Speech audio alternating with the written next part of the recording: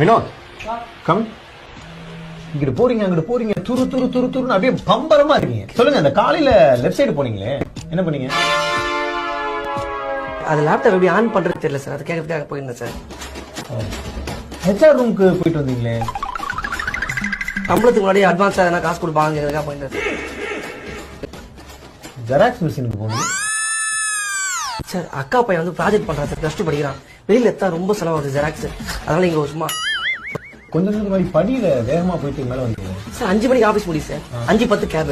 10 நிமிஷத்துக்கு கீழே போக முடியாது, சும்மா ஒரு செக் பண்ணிட்டு வந்தேன் சார். பர்ஃபெக்டா இருக்கு, கரெக்டா இருக்கு.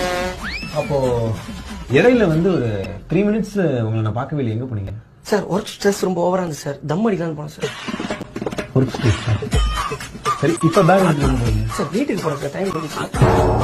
ஓ, காலையில 9 மணில இருந்து சாயங்காலம் 5 மணி வரைக்கும் ஆபீஸ் வேலை எதுவும் பார்க்கல, உன் வேலையை தான் ஆபீஸ்ல வச்சு பார்த்திருக்கேன். சார் அப்படி